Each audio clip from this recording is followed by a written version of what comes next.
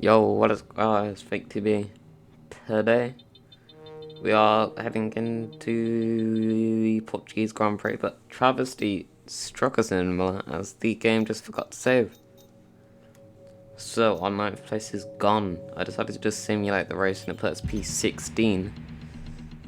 Although we did already see the race. Let's just say I got a disqualification. And Max Verstappen got put into P2 or P1 or whatever he got. Can have a look back at the start of the video to see the current championship standings after that. And I've also perfectly recreated the activities that I selected from last race, so everything is the exact same. Except from the position that we finished P16. So now heading on to the performance chart here. We are behind Alfa Romeo just barely. And that does influence our decision to focus more on development. I mean, we've already been focusing a lot on development, but I was thinking of getting a new facility upgrade quite soon. So to go into now, the end of practice, we get 500 resource points. Our lot gets nothing, but does get 5 development boosts. So that is currently, that was the 12th development boost we got, because I got 7, he got 5. But you do expect that from a Formula 2 driver who hasn't had as much experience with us. Well, hasn't had that much experience compared to an F1 driver trying to develop the car. So as you can see, decent discounts. We've got a 11% discount on that very expensive aero grid. Also, those, I think it was something to do with plugs, I think, spark plugs maybe, I don't know, but that was a 300 resource point upgrade. So a very cheap upgrade. And this practice session boosts us up just halfway through level 4. So one more race until we're on level 5. But now just heading into Q1 here. First lap. Getting down, shifting into A, activating the DRS at the earliest possible point. Colton Herta's first laps around the Algarve International Circuit. Heading down into turn 1.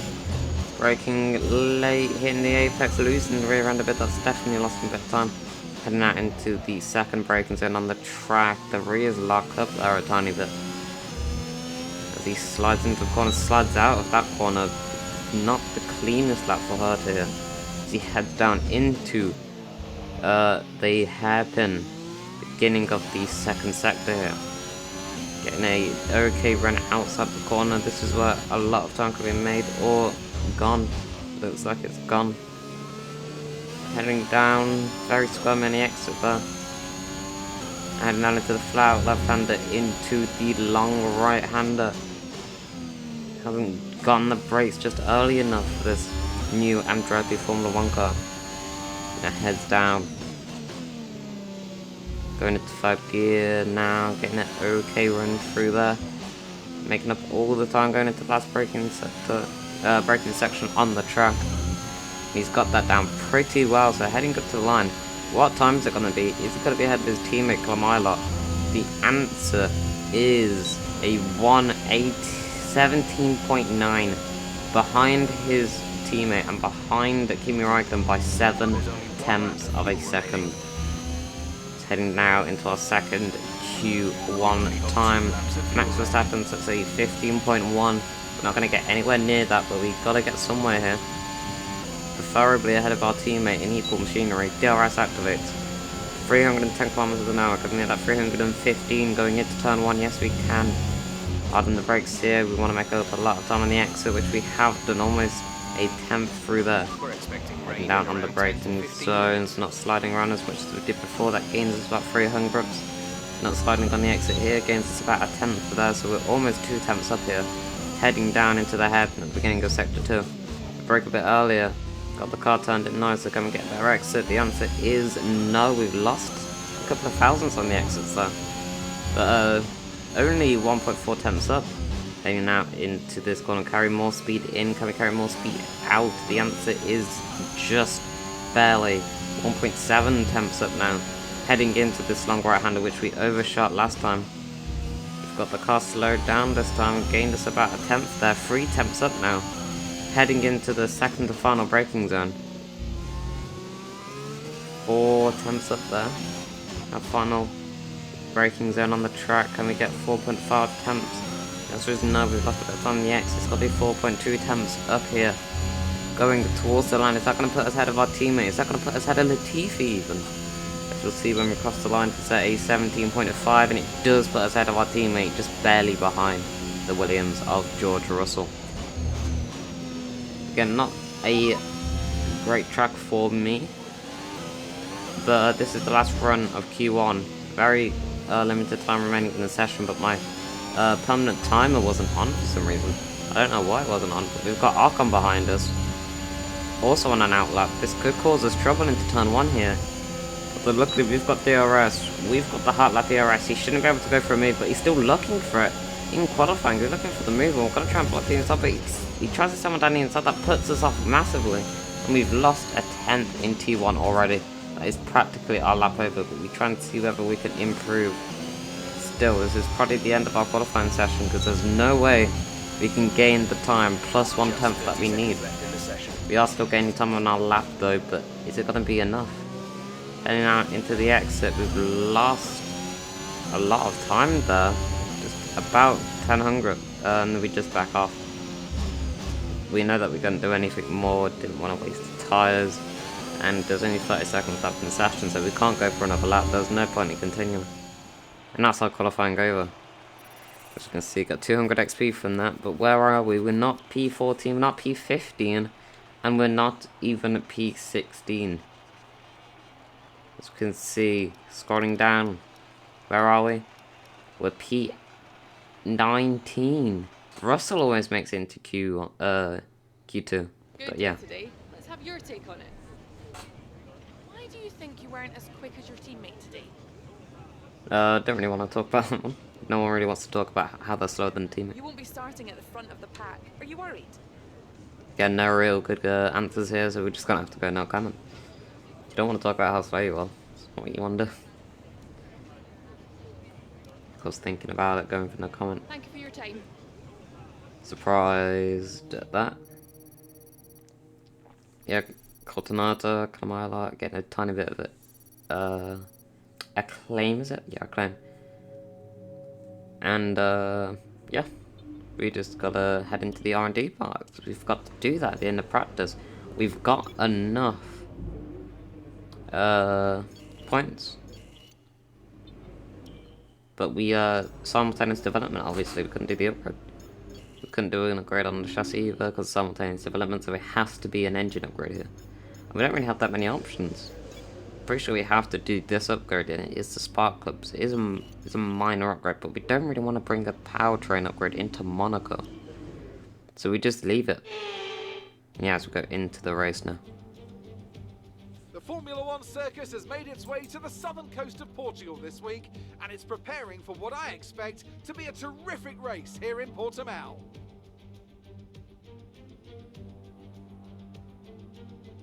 So Portimao features 15 turns over the course of its 2.9-mile length. 9 are right-handers, 6 are to the left. And this is a track with a lot of uphill action, which only accentuates the importance of getting those exits right, especially at turn 4, where a good line can present opportunities to pass on the way into turn 5. And as always, a man with plenty of racing experience joins me in the commentary box. Today it's Anthony Davidson. Tell me, Ant, you're no stranger to surviving the melee of turn 1. So how do you keep out of trouble when there's so much going on around you? There are 3 main things to worry about there, Crofty. Positioning, awareness, and discipline. First, you have to put your car in a bit of space and make sure you have room to react to what the others are doing. Then you have to watch your mirrors and listen to the sounds around you to get a sense of where everyone is. And finally, just don't get too greedy. Just because a gap exists doesn't always mean you should go for it.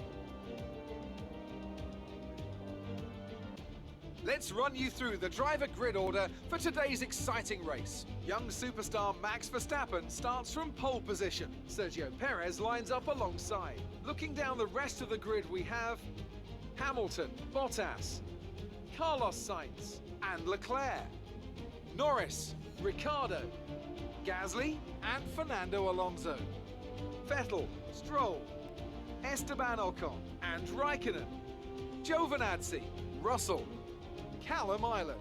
And the scientist, Mick Schumacher, Tsunoda. They'll be starting further back after an earlier grid penalty. Latifi and Nikita Mazepin. And with preparations almost complete, let's head down to the track.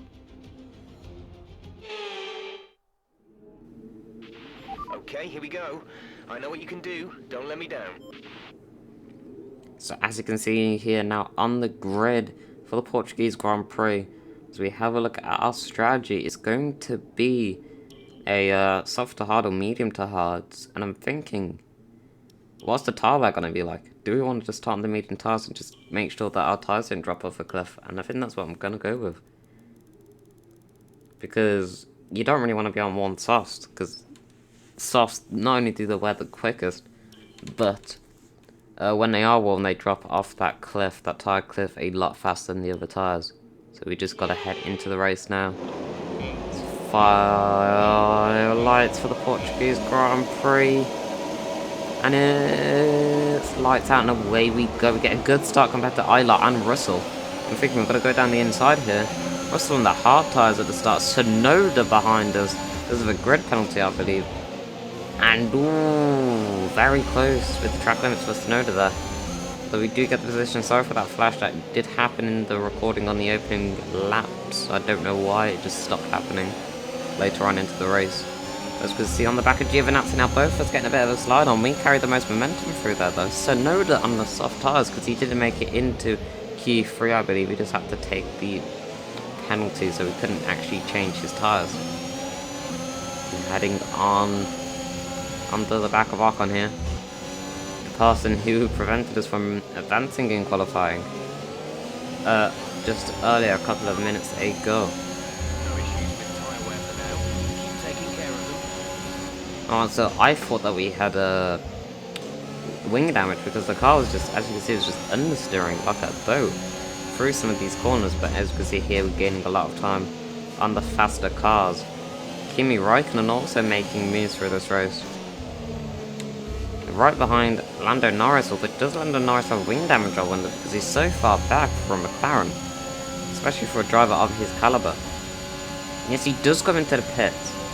Very unfortunate start to the season for Norris here, because as you can see, well, it's not the first race of the season, but still the start of the season. You don't want to have wing damage in the second race. Stroll versus Raikkonen though. Stroll on the inside here, Raikkonen just fighting it, but he's not going to be able to beat an Aston Martin in the Alfa Romeo. And we get a run on Ocon here. We wonder, do we go for the move? But no, Ocon's the one going for the move on Kimi Raikkonen. He keeps it around the outside though, so we try and do the switch back to the inside, going into the outside for this next corner here.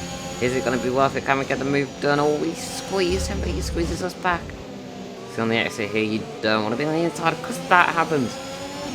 The wiggle on the exit, the slide that you do not want to get.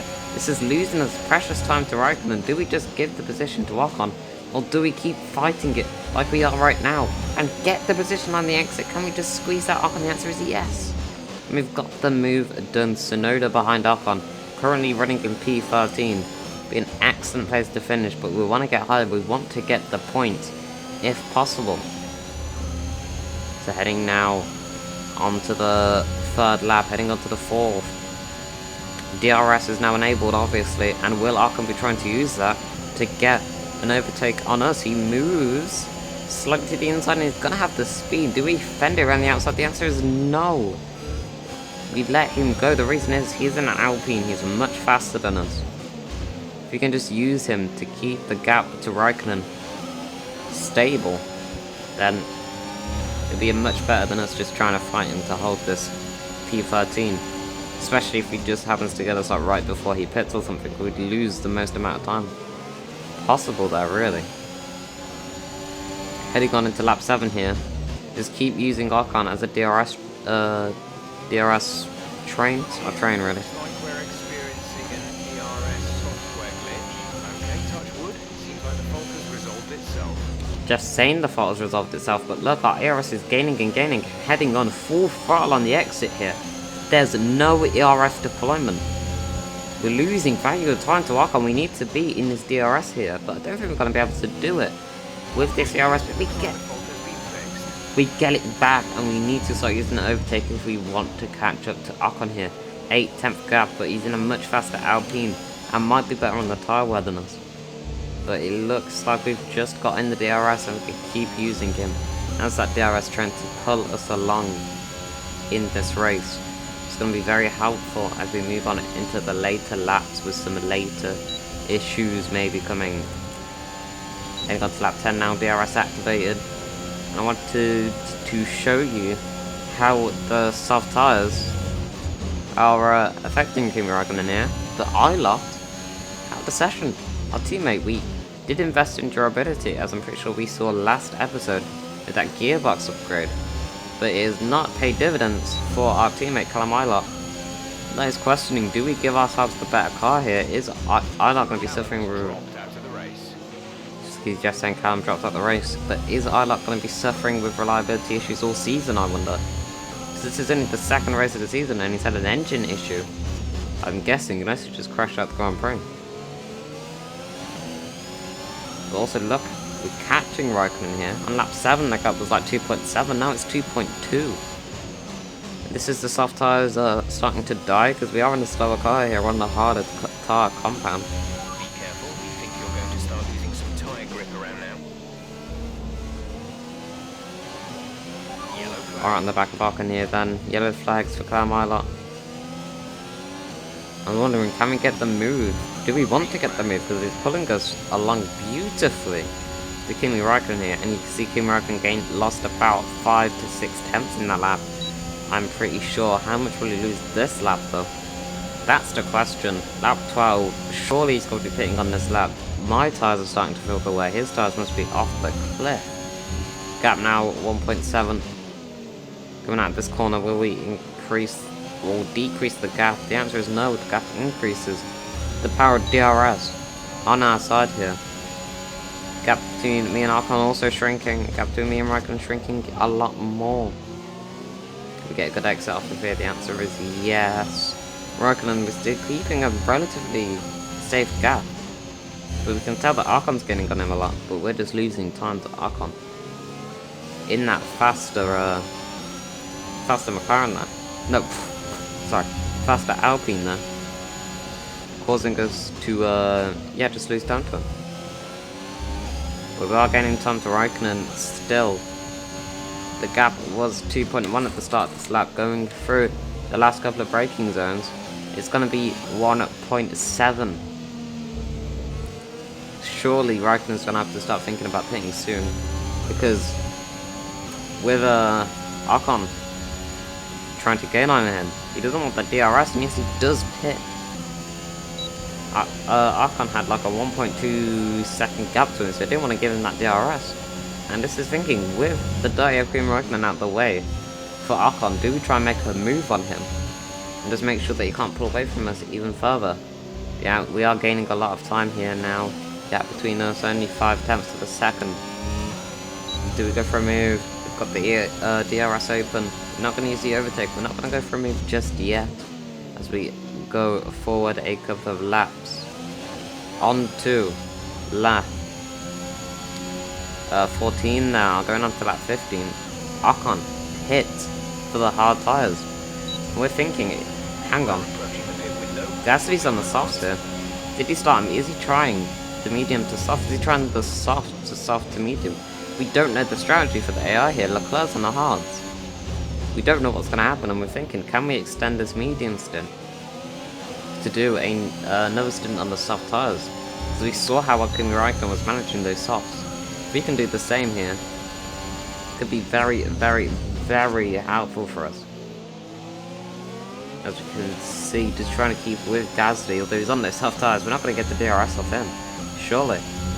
And as we move on then, hitting that curb, losing us valuable time as we jump to lap 18. You can see we did not keep it Gasly in the slightest, and it's now looking behind us towards the other Ferrari of Carlos Sainz.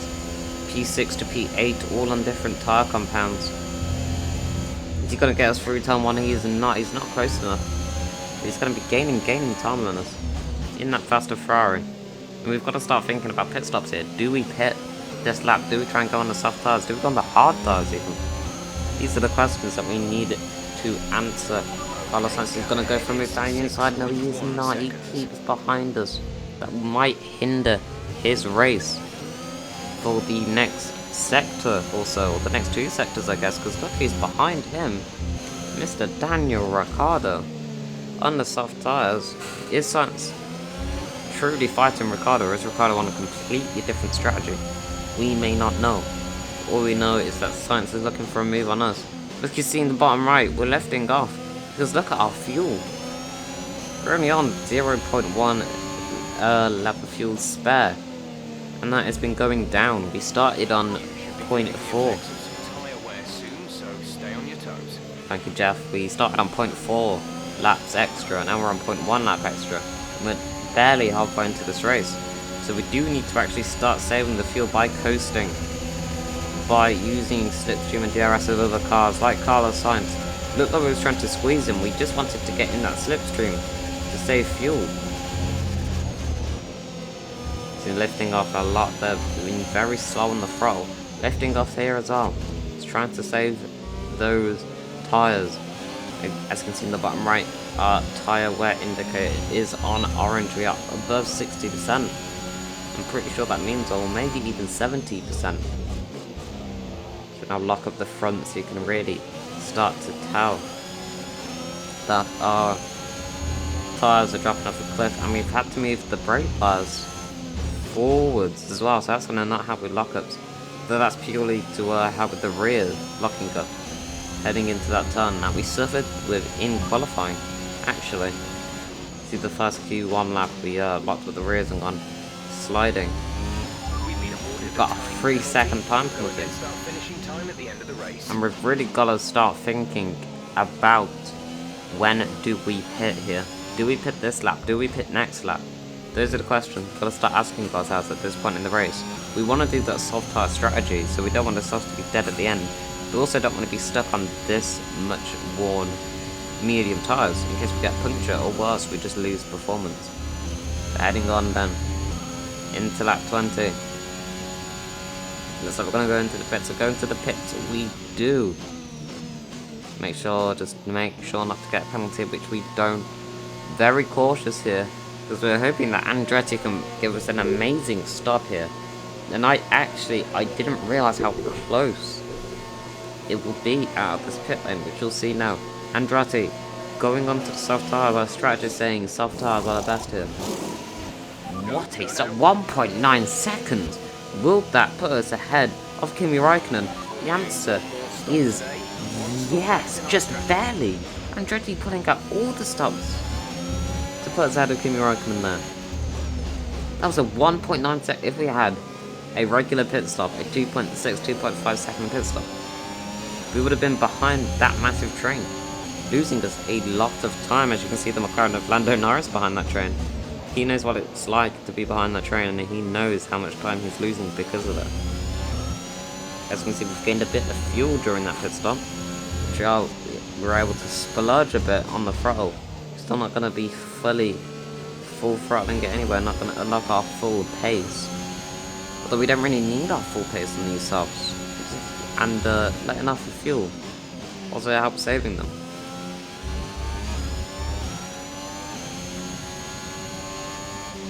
So we can see, just saving the tire, saving the fuel.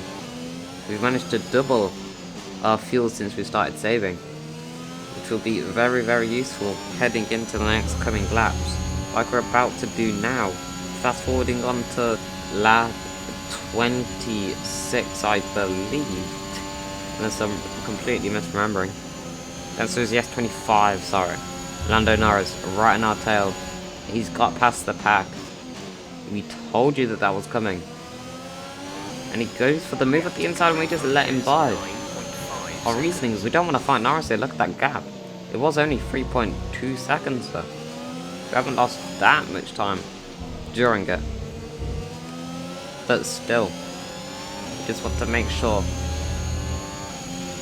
that Norris is just right there. Want to make sure that Norris is right there. We're using the DRS off the faster car, making sure that the gap between me and Raikkonen is above 3 seconds. Because of course this is not championship points. But let's say that we don't get a championship point this season. Countback is going to be massive. See Jeff saying car behind, I'm pretty sure faster. Or car ahead, faster, I'm not really sure what he said. But one of the cars near us are a second faster per lap. But we've already gained 0.4 of a second in the first sector alone. As we move on into lap 28 here, we've been using our ARS so much to try and keep in the DRS of Lando. Can we do it though? That's the question. Getting off a relatively poor exit up there. We need to gain all the time in the world through this corner. The soft tires are becoming worn now. As you can see, we're not gaining enough time. I don't think it's going to be enough. Yes, we do. We might just get it. Just barely getting the DRS. There's no way we can get the DRS next lap though. DRS now activated. Going in to lap. I mean, it is to lap 29, so I'm not going into lap 29. We are on lap 29. And we've gone wide. We've definitely ruined any chance we had of getting DRS after McLaren here, but we don't need to. We're not going to lose a second per lap to Esteban Ocon. Actually, we're going to keep that gap relatively the same. He's got lapped. We haven't. This is our victory lap. We cannot lose any time to the cars behind now, because they've already finished the race. That gap, 7 seconds, will stay the entirety of the race. We could be parked here for 2 hours, and we would still be ahead of Ocon and Raikkonen. It's now heading down into the hairpin, just ruining our tires. Getting a bit of a slide on, but we don't care because we're not going to lose any time. There's no way we can get Norris, there's no way we can get Stroll. We just gotta chill out and just complete our victory lap here. The only problem is it's not a victory. It's only P13.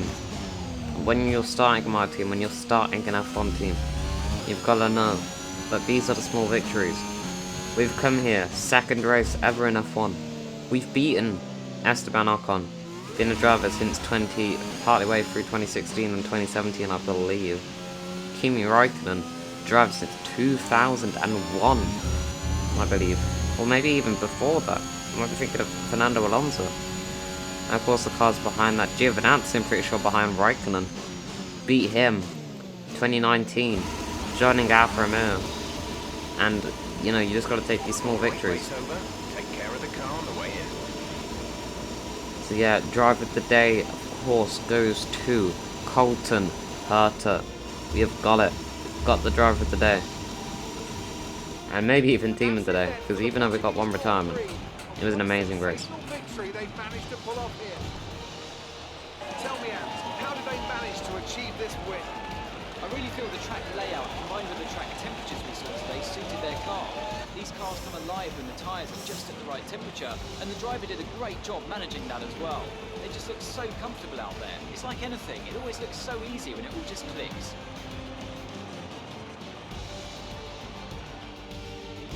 The drivers are en route to the podium as we speak. What a fantastic win for the Red Bull team. They performed exceptionally today, keeping us firmly on the edge of our seats throughout the entirety of the race. Congratulations to everyone at the team.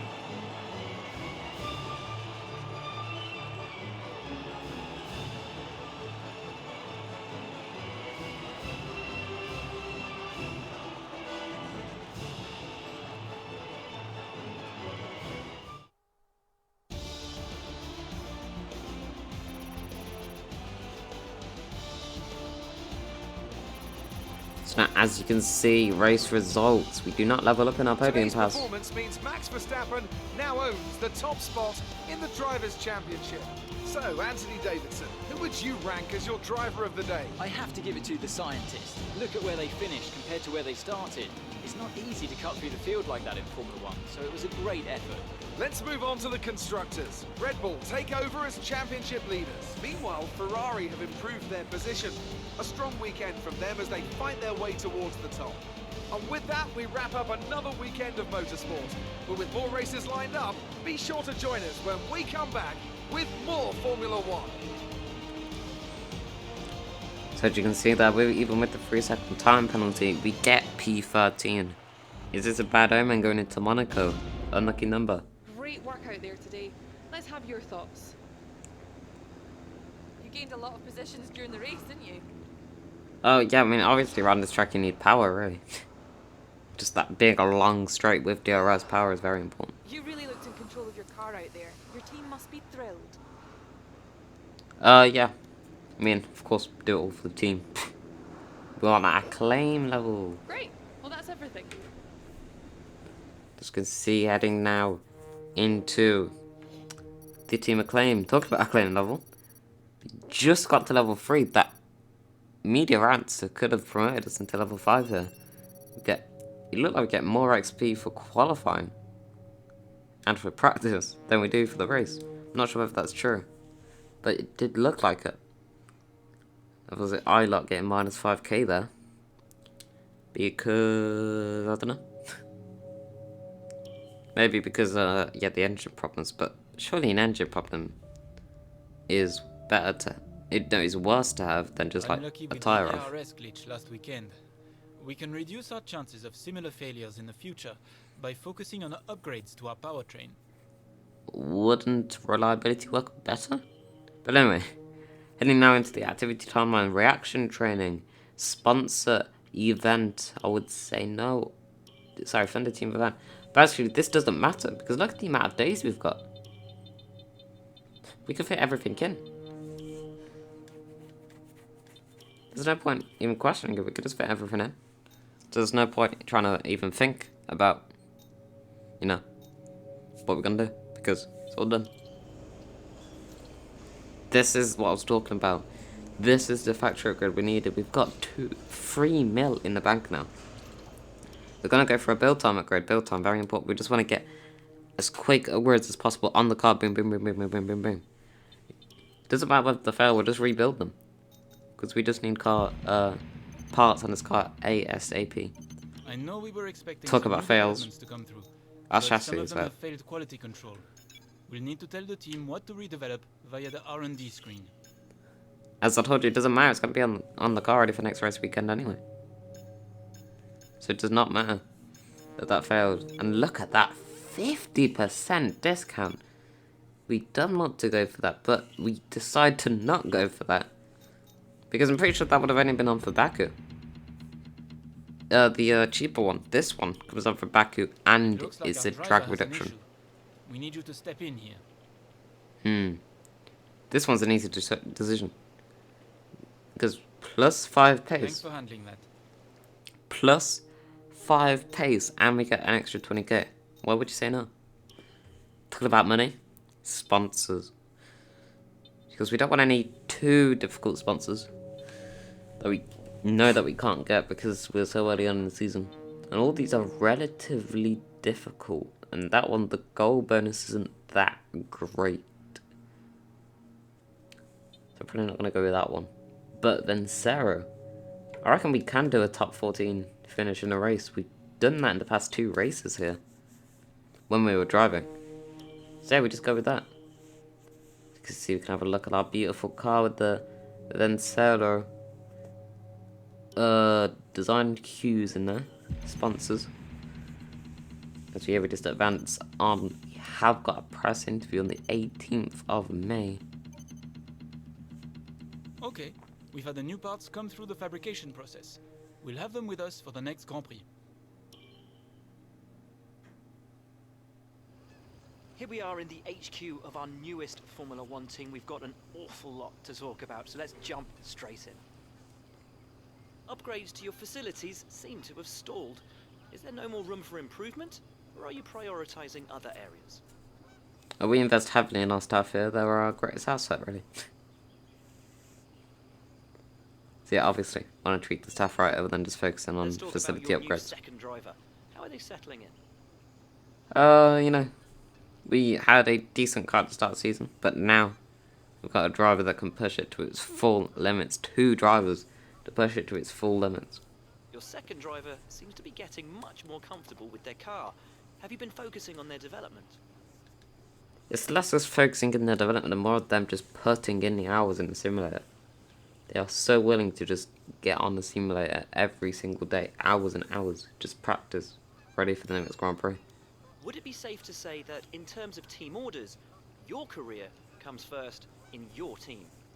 I would massively disagree. Absolutely not. No team orders in this team. We get given the equal machinery and we've got equal opportunity. Your team's been picking up points fairly consistently. Do you think you'll be able to become a challenge to the top teams in the future? Well, obviously, thanks to our sponsors and Vacanzio. How do we pronounce them words?